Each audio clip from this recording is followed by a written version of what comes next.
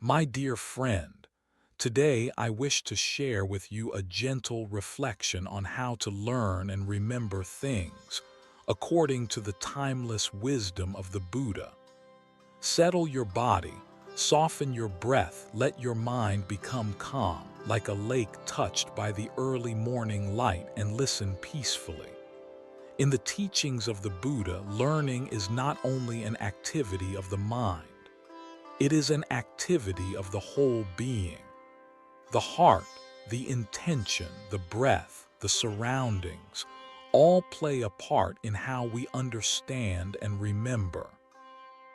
The Buddha explained that the mind must first be prepared, the way a field must be prepared before seeds are planted. If the field is full of stones and weeds, the seeds may fall, but they will not grow well. If the mind is full of restlessness, anger, or craving, learning becomes difficult. Memory becomes weak. Understanding becomes blurry. So before learning anything, the Buddha encouraged us to calm the mind, even for a few moments. Just breathing gently, feeling the body soften, allowing thoughts to settle. This alone purifies the mind and strengthens memory. The Buddha often spoke of something very important, wise attention. He called it yanaizo manasikara. This means directing the mind in a wholesome, deep, and intelligent way. Whatever we give wise attention to, we understand. Whatever we give careless attention to, we forget. So when we learn something, we must bring our full presence to it, not rushing, not forcing, not letting the mind wander from one thing to another. A single moment of full attention is worth more than many minutes of distracted study. During the Buddha's time, people learned by listening, not by reading. So he taught the art of listening deeply, listening with an open heart, listening without judgment, listening without pride or impatience. When we truly listen, the teaching enters the mind gently, the way cool rain sinks into fertile soil. If the mind is tense or closed, even the best teaching cannot enter. So the Buddha advised listening like a still lake, calm, clear, and open. The Buddha also reminded us that repetition is a natural way to strengthen memory. He said that just as a pot fills drop by drop, the mind fills with understanding little by little. When you learn something important, return to it again and again. Reflect on it throughout the day, speak about it, write about it, connect it to your daily life. Do not repeat mechanically, but repeat thoughtfully, gently, mindfully. This makes memory deep and stable. But learning does not become wisdom until it is used. The Buddha encouraged us not just to know something, but to live it. Knowledge that is never applied fades.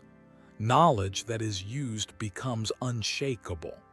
If you learn patience, practice patience with the people around you. If you learn mindfulness, practice it while eating, walking, studying, or talking.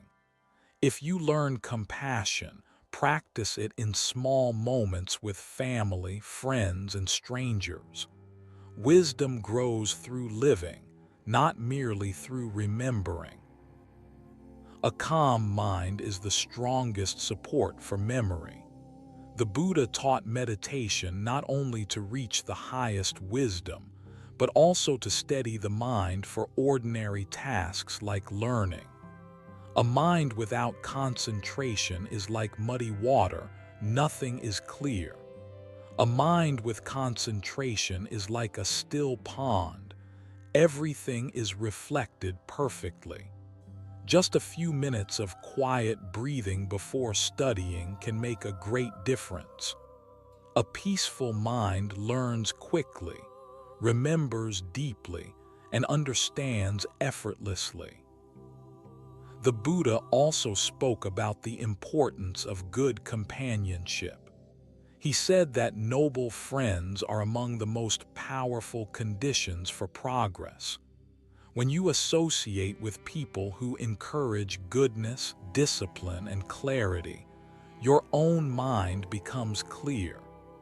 When you surround yourself with wise, calm, and sincere people, you naturally become wiser and calmer. If your environment is chaotic, negative, or distracting, learning becomes difficult.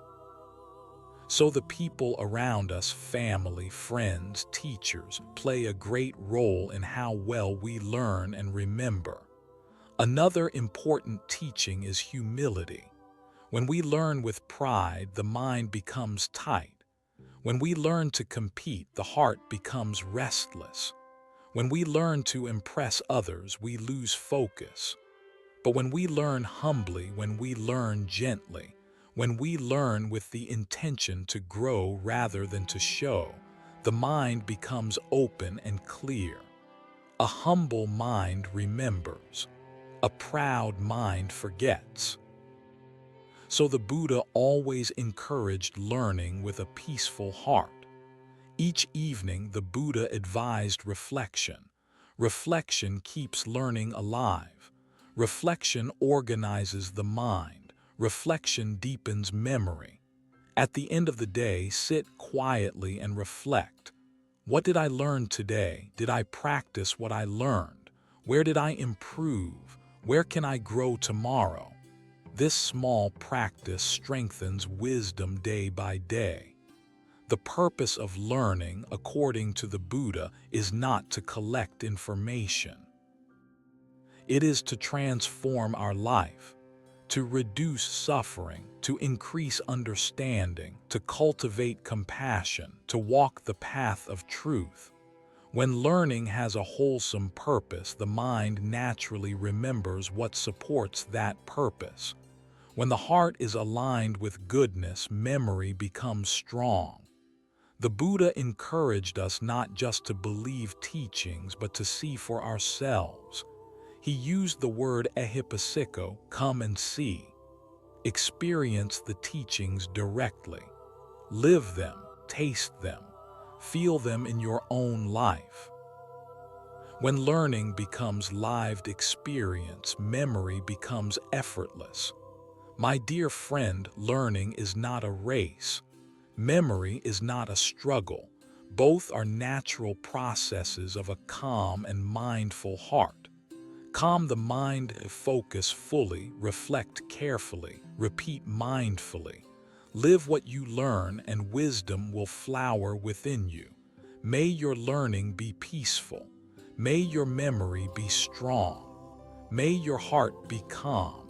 And may the light of the Dhamma guide you gently through life. Namo Buddhaya.